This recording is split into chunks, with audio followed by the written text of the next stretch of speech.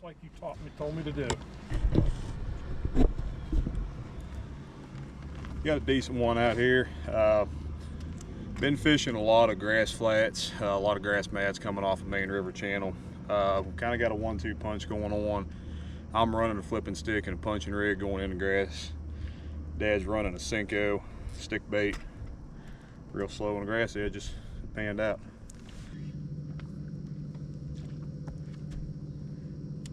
I heard it, I don't see it.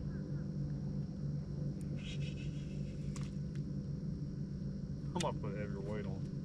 I didn't hear you. I said I'm gonna have to put a heavier weight on. Put a heavier weight on if you can't get through.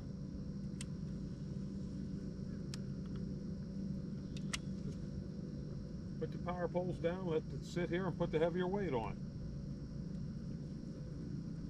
I'm getting through, trying to not go to the 2 ounce.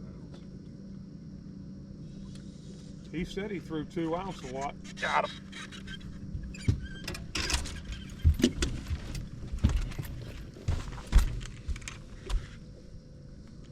Is he in there? Yes.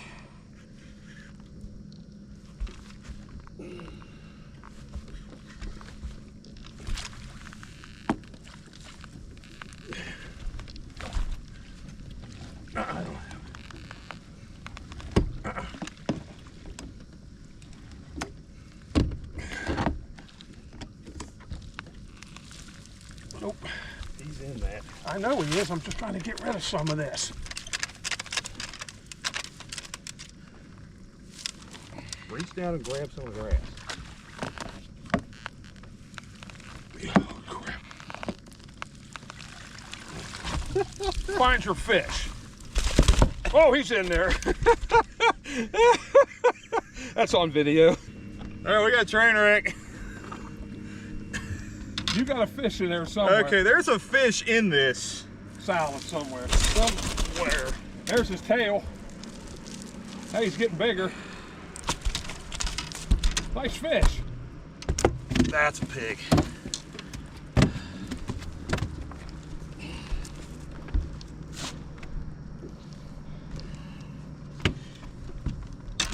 All you folks out there on YouTube land can be laughing at this one. Yeah, this is great. So this is a very good example of why we throw such heavy gear punching. Because I'll show you in a second. That's pushing a 5-pounder. And I think I brought 8 pounds of salad with it. I'm gonna get the scale, see if I can get it to weigh.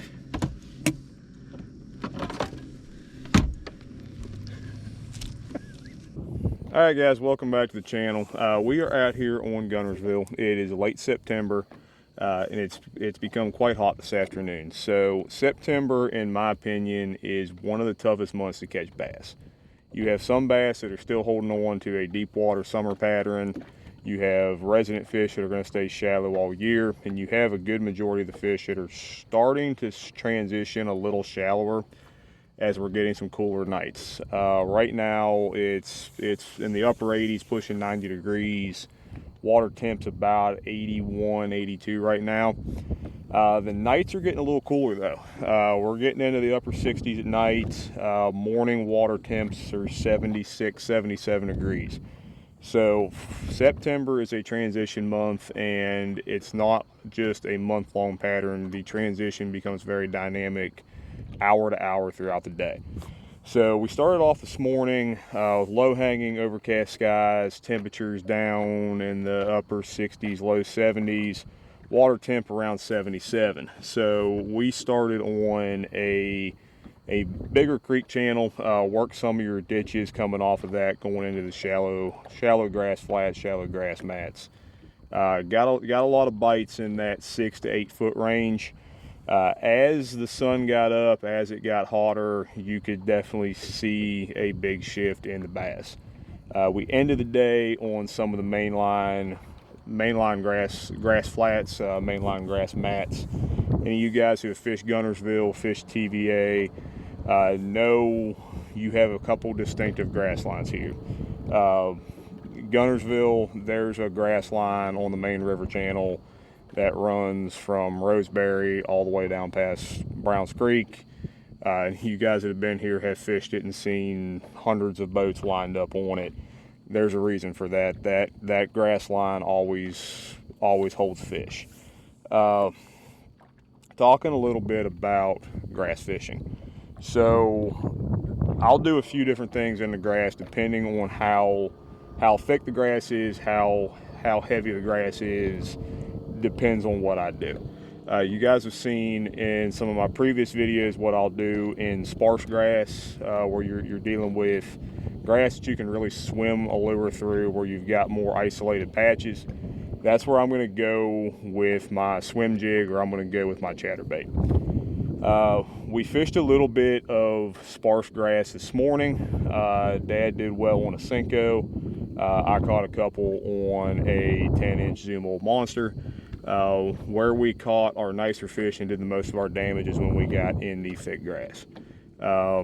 The thicker grass, for you guys who haven't been to Guntersville, I'm not talking about where you have like a thicker patch of green grass or something like that. I'm talking about grass mats where you have hydrilla all the way to the surface and it forms a canopy below it. As the sun gets up, as it gets hotter, the bass like to use that for shade and cover. So there's a couple different ways to attack that. I personally like to punch. I'll go over that here in a second. My dad will usually try to pick the edges, both of which can be very effective. So if you're not 100% comfortable going into the grass and you want to pick the edges of it, my personal favorite way to do that is a Senko. So Senkos, we fish a lot of them. I personally can't stand a Senko, but it does catch a lot of fish. So a lot of guys wacky rig these, a lot of guys will put weights in them, things like that. I do something a little bit different. So that is a 2/0 offset shank worm hook, just a basic worm hook, no weight, anything like that, and I just Texas rig the Senko. It's very simple, very straightforward. This falls extremely slow, and it will fall slightly off of horizontal. It's a little bit different look than the guys who are going to Nico rig, guys who are going to wacky rig. I think it makes a big difference and catches a lot of fish. Two colors that I like around grass. This is a color by Yum. Actually, both of these are by Yum. This is called Mardi Gras. You guys saw me fish this in Texas. Anytime you're around grass, that gold purple flake on the watermelon background definitely works. Something that has been working for us here on Guntersville is going with more of an orange with gold flake. To be honest, I don't know what they call this color, but it's kind of an orange with a little bit of gold flake in it. When the overcast clouds today, the orange seemed to work a lot better. My personal opinion, when you get into bright sun, you go with the green. As you guys can see, there is still a lot of boats on Guntersville. Senko rod, pretty much any of your standard finesse rods are going to work on this. This is a 7-1 medium action, 15-pound braid going down to 8-pound fluorocarbon. Anything that you throw a Ned rig with, drop shot with, is going to work on that. Going into the grass, you got a couple options on that. So I like to punch, I like to flip around the grass. If I'm getting into sparser grass, I always keep a standard flipping stick on the deck, and I can pick the edges on that. Big grass mats, I like to go down through them. I think a lot of guys shy away from that and want to focus more on picking the edges. If you get down in the grass mats, a lot of times you'll get bites and you're throwing in front of fish that a lot of guys aren't going to see. So as far as a punching rig goes, it's a heavy version of what you're going to flip with. So I do a couple things different on my on my punching rig. So you've got tungsten weight, which is a bullet style sinker. It's extremely heavy. You really can't go too heavy doing this. The heavier you go, the more control you have to have. I will use anywhere from a 3/4 to a 2.5 ounce weight, depending how thick the grass is. How I like to judge that is I don't want it to fall all the way through, all the way to the bottom as soon as it touches the water. I like to run it just a little bit lighter, where I have to shake the slack a little bit to get that weight to form a hole and then come down through. I personally think that just gives me a little more control. So you have right here, this is an ounce and a half, ounce and a half tungsten weight. I always run a stopper on these. You want a nice compact profile that's going to help you really get through that hydrilla. Something that I run on my punching rig that I don't do on my flipping stick, that is a tungsten bead. Some guys think it adds a click to it, or it adds just a touch more weight. I don't buy the whole click thing. The only reason I do it is it protects your knot and the eyelet of your hook from coming into contact with that really heavy weight. It just acts as a little bit of a shock absorber. I will almost always throw a beaver style bait. Most of my beaver styles, these are all missile D-bombs. I will throw that. And I will throw a straight shank hook. That's the big difference that I do from my flipping rig. A lot of guys will throw straight shanks no matter what. I like throwing an offset on a split ring when I'm doing standard flipping. When you're going to go through heavy mats, you're going to go through hydrilla, you have to run straight shank. Anything that is going to swing off of this rig is going to get hung up. That's a 4/0 Trocar flipping hook. I personally don't snell knot. There's a lot of good reasons to snell knot where you get it kicked up. I personally don't. It's tied onto 65-pound straight braid with a Palmar knot. Run your flipping bead, go down to your weight, and put your stopper on it. Weights, I will change weights a lot when I'm punching. If I change areas and the grass is a little bit thinner, grass is a little bit thicker, I'll cut it, put a new weight on it. A lot of that just comes with experience, knowing what that rate of fall and how it should go through the grass should be. Same thing with color. As the sun got up, went with my normal standby, which is Missile D-bomb, grass candy. Before that, a little bit of clouds, going with more of an orange color like that. Now, another thing with punching, if you're not 100% confident in rigging and getting everything in the right order, or if you just want something a little more basic, this is the other thing that I will punch with. This is a grass jig. You'll see these listed as grass jigs, you'll see them listed as punching jigs. It's the same thing. It's a jig with a really heavy head. This one's made by Impact Lures out of the Lake Fork area in Texas. You guys know that I use a lot of their stuff on grass. That is a 1 ounce jig head with a heavy 5/0 hook. I run the same missile style D-bomb on that.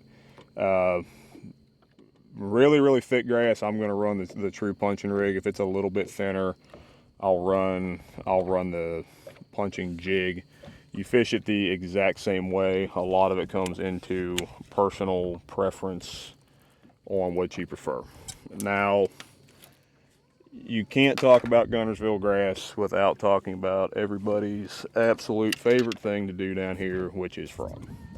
I got bit a couple times on frog this morning. I honestly didn't throw it as much as I probably should, mainly because there is a Spro frog tournament down here tomorrow, and there's probably 100 boats out here right now pre-fishing, and everybody's throwing a frog on these grass mats.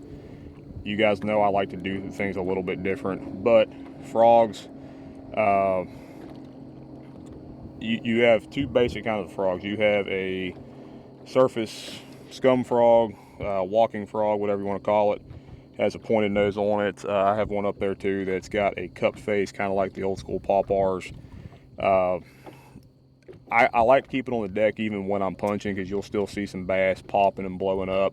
That way you have it readily available. One tip on frogs, I will sometimes take the frog apart like so. You can open up the belly, and I'll put a couple BBs in there. Gives it a little more weight, a little more rattle. Throwing this on almost an identical rig as the punching setup on 65-pound straight braid. One word on the punching setups: do not try to do this unless you have a rod built to punch. Your normal, Carolina rig rods, standard jig rods, all that, I promise you're going to break them if you try to do this. Get a dedicated rod for it if you really want to punch. This is an 8-foot heavy fast action flipping stick rated for 3/8 ounce to 2.5 ounces. This rod is a broomstick. You're going to be flipping 15-20 feet. You're not really casting this. That size rod with 65-pound straight braid and a hefty reel. I run die with the Tulas on about everything. A lot of them are the TWS series that are a little bit faster, a little bit lighter. When it comes to punching, I'm running the Tula 150s that still have the all metal gears, everything in them, because when you get a hold of a 3-pound bass, you're going to end up, like you saw in the video, you're going to end up bringing 10 pounds of hydrilla in with it. So you need plenty of backbone, plenty of line, plenty of reel to make that happen. So fall fishing is just getting started here on Guntersville. It's only going to get better between about now and the end of November. So we will definitely be back as it cools off a little bit and these fish get more active. We are heading out tomorrow to prep for a tournament on the Black Warrior River. So we'll have some more content coming to you guys very soon. As always, like and subscribe, and thank you for watching.